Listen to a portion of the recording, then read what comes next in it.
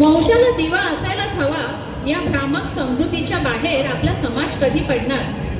जो वंशाचा दिवा असतो त्याला धनप्राप्तीसाठी लक्ष्मी समोर हात जोडायला हेच लोक शिकवतात. विद्या मिळवण्यासाठी सरस्वती समोर हेच लोक नाक घासायला लावतात. शक्ती दे म्हणून दुर्गेसमोर लोटांगण घालायलाही हेच लोक सांगतात.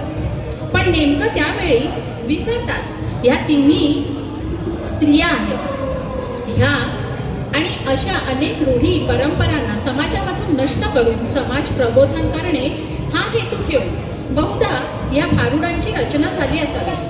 भारुड हे कथात्मक गाणं असून त्यात दुहेरी अर्थ असतात. भारुडामधून सामाजिक, धार्मिक आणि नैतिक संदेश दिले जातात. संत ज्ञानदेव, नामदेव, तुकाराम यांनी अनेक भारुडांची रचना केली. संत एकनाथांनी भारुड ह्या काव्यरचना प्रकाराला शिखरावर देऊन पोहोचवले.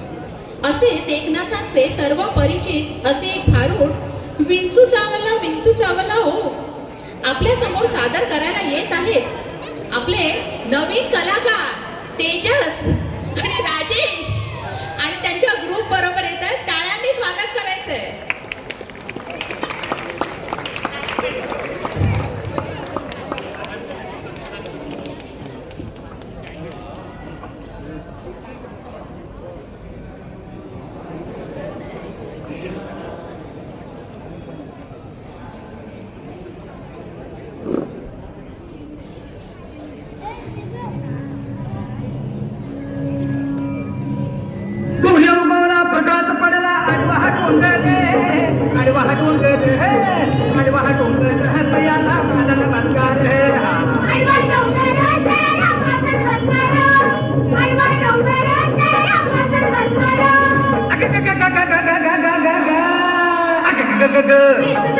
देवा रे देवा आता काय मी करू आता कुणाला सांगू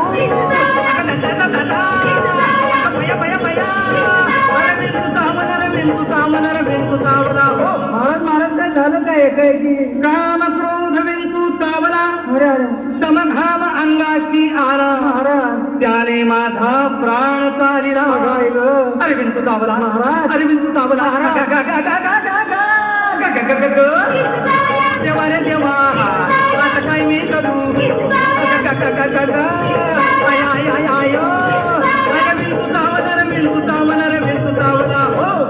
मनुष्य इंगळी अति दारुण. हा म्हणजे अति दारुण. दारूचा आणि इंगळीचा काही संबंध आहे? दारुण म्हणजे भयंकर. हा भयंकर म्हणजे तो अभ्यंकर का? अभ्यंकरचाही संबंध नाही. अभ्यंकर नव्हे, भयंकर म्हणजे अति भयंकर. अति भयंकर म्हणजे खूप भयंकर. आणि खूप भयंकर म्हणजे मांडाळ भयंकर. आणि मांडाळ भयंकर म्हणजे तुझं दात पाडल्यावर जेवढा त्रास होईल तेवढं भयंकर. बापरे.